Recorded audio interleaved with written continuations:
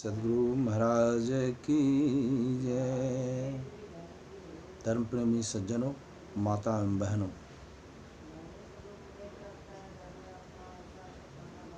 बंदों गुरुपद कंज कृपा सिंधु नर रूप हरि महामोह तम पुंज जासु वचन रवि करण के।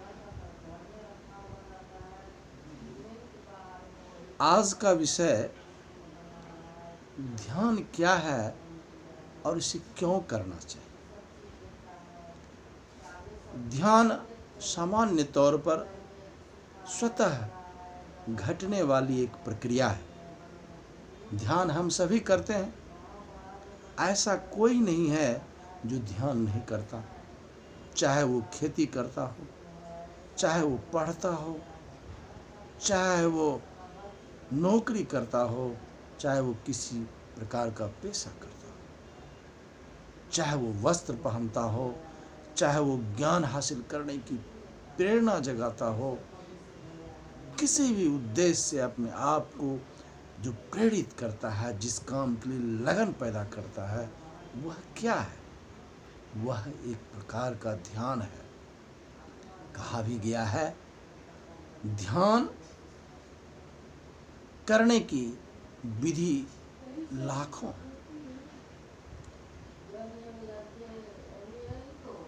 भगवान भोलेदानी के संदेश में जब हम पढ़ते हैं, उसमें लगभग 1.25 लाख ध्यान करने की विधि बताई गई, जिसमें मुख्य 4 विधि है और उनमें भी 2 मुख्य है। एक है प्राण स्पंदन और दूसरा है मनोनिग्रह, जिसको कि हम ध्यान कहते हैं। और इन 2 विधि का हम ज़्यादा से ज़्यादा अनुसरण करते हैं। ध्यान खुली आँख से करते हैं, बंद आँख से करते हैं और अर्ध आँख से करते हैं। जब हम ध्यान करते हैं तो इस विधि में जब हम बंद आँख से ध्यान करते हैं, जो सहज ध्यान है, और इसको मुख्य ध्यान बताया गया है। और जब हम अपने आप को ध्यान से जोड़ने का प्रयास करते हैं, हम प्रेस करते हैं, दबाव देते हैं, वह ध्यान सफल नहीं होता। जब हमारा अंतर आत्मा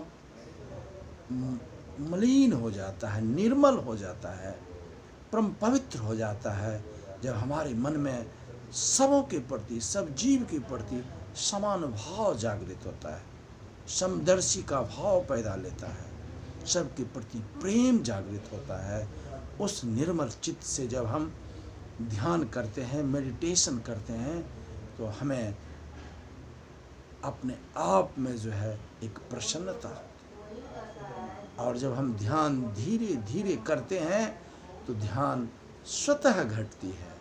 कहता है, जब हम बंद आँख करते हैं, दबाव देते हैं, तो उससे हमारे ऊपर इफेक्ट हो सकता है, बुरा प्रभाव पड़ सकता है। आप जब स्वतः ध्यान करेंगे, धीरे धीरे आप बैठने का अभ्यास करेंगे और ध्यान करते करते आपका मन जो है अपने आप अंदर में लग जाएगा। जहाँ आपका मन टिक जाता है, जहाँ स्थिर हो जाता है, वही तो ध्यान है, वही ध्यान की प्रथम उत्पत्ति है। जब आप उसके विषय में, उसके संदर्भ में सोचते हैं, आप जब ध्यान करने के लिए बैठते हैं, तो उस समय आपके मन में विभिन्न प्रकार के विचार की उत्पत्ति होती है। चाहे वो कोई भी व्यक्ति क्यों न हो, ध्यान पे बैठते ही उनके मन में विचार का गुब्बारा फूटता है, लेकिन उस विचार को आप आने दें, जाने दें। और इस प्रकार की प्रक्रिया जब चलते रहती है, चलते चलते जब आपका मन स्थिर हो जाए, विचार का आवाजाही खत्म हो जाता है। कहा भी गया है कि प्रत्याहार का मतलब होता है कि उसको हटाना और फिर पुनः ध्यान में। यह प्रक्रिया एक प्रकार से दबावपूर्ण है। मैं तो संतों की वाणियों को पढ़ने से यही अनुभव करता हूँ कि ध्यान की प्रक्रिया स्वतः घटती है और इसके लिए हमें ज़्यादा दबाव देने की आवश्यकता नहीं। मन को बिखराव से समेटने का प्रयास करना ही ध्यान है। ध्यान करते करते घटित हो जाती है, जीवन में निर्मल चित्त होने लगता है। जब हमारा चित्त निर्मल होने लगता है, हमारे अंदर में पवित्रता बढ़ते चली जाती है। हम सदाचार का पालन करते हैं, झूठ, चोरी, नशा, हिंसा, व्यभिचार, इन 5 महापापों से बचने का प्रयास करते हैं, इन्हें छोड़ने का प्रयास करते हैं, तो सदाचार का पालन होता है। जब सदाचार का पालन होता है तो हमारे अंदर ज्ञान में वृद्धि होती है। ज्ञान जब हम हासिल करते हैं, विभिन्न पुस्तकों से ज्ञान हासिल करते हैं, उसमें एक अलग से जागृति होती है। और ज्ञान जब हम किसी शास्त्र का ज्ञान करते हैं, ध्यान का के संदर्भ में ज्ञान हासिल करते हैं, सत्संग के संदर्भ में ज्ञान हासिल करते हैं, विभिन्न विचारों के संदर्भ में जानकारी हासिल करते हैं, उसके बाद जो हम फिर ध्यान करते हैं, ध्यान ज्ञान से ही ध्यान में बल मिलता है, सदाचार के पालन से ही ध्यान में बल मिलता है। और इस प्रकार से करते करते हमारे जीवन का निहाल हो जाता है। हम और जब हमारे अंदर में ध्यान घटित होती है तो उससे पहले हम अंधकार में रहते हैं।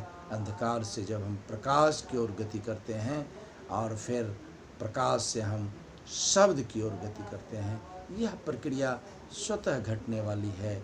जब कहता है किसी किसी को ध्यान में स्वतः नादानुसंधान की क्रिया, शब्द स्वतः सुनाई पड़नी शुरू हो जाती है, यह भी एक ध्यान है। कोई आंख बंद करता है, वह उसके अंदर में ज्योति जलने लगता है, प्रकाश होता है, एक बिंदुता जगती है, यह भी स्वतः प्रक्रिया है। कोई पूर्व जन्म का संस्कार के कारण बहुत जल्द उसमें घटित हो जाता है। किसी के दबे हुए संस्कार के कारण धीरे धीरे आप ध्यान में प्रवीण होते चले जाते हैं, आपका मन स्वतः लगने लगता है। इस कहा भी गया है, ध्यान एक सामान्य मानव भी कर सकता है और संत महात्मा भी करते हैं। सबको ध्यान करने के लिए छूट है। ध्यान हम इसलिए करते हैं, हमारा मन पवित्र होता है, शांत होता है, निर्मल होता है, हमारे विचारों में शुद्धि आती है, हमारे मन की पवित्रता हमें हमारे आत्मबल को बढ़ाता है, हमें पहचानने की प्रेरणा देती है और इसी पहचान से धीरे धीरे हम उस परमात्मा के सन्निकट होते चले जाते हैं। और इसलिए ध्यान अत्यंत आवश्यक है। जब तक हम ध्यान नहीं करेंगे, हमारे जीवन का उद्धार नहीं हो सकता। अतः आप सभी से, आप धर्म प्रेमियों से अनुरोध है कि आप सभी ध्यान करें, अपने जीवन का उद्धार करें। चाहे जिस भी परिस्थिति में रहें, आप काम करते हुए, खेती करते हुए, घर गृहस्थी को देखते हुए, जितना ही पल आपको लगे, 1 मिनट, 1 घड़ी, आधी घड़ी, आधी से पुनियाद, तुलसी संगत साधु के हरे कोटि अपराध। इसलिए आपको जितना ही पल लगे, 1 मिनट, 2 मिनट, 5 मिनट, 10 मिनट, आधा घंटा, 1 घंटा, 2 घंटा, 3 घंटा, जितना देर तक आप ध्यान पे बैठ पाएँ, धीरे धीरे अभ्यास करें, आपका मन सतत लगता चला जाएगा और आपको उसके बगैर दुनिया की हर चीज़ें बेकार सी लगने लगेगी। और फिर भी मैं यही कहूँगा, दुनिया के लोगों से भी प्यार करिए, दुनिया के जीवों से भी प्यार करिए और अपने मन को अंतर मन की ओर लगाइए, आत्म दृष्टि को जगाइए। और आत्म दृष्टि जब जगता है, आत्म अनुभूति होती है, तो व्यक्ति को परम सुख का अनुभव होता है, परम आनंद का अनुभव होता है। यही परम आनंद की अनुभूति ही जीवन का कल्याण करता है।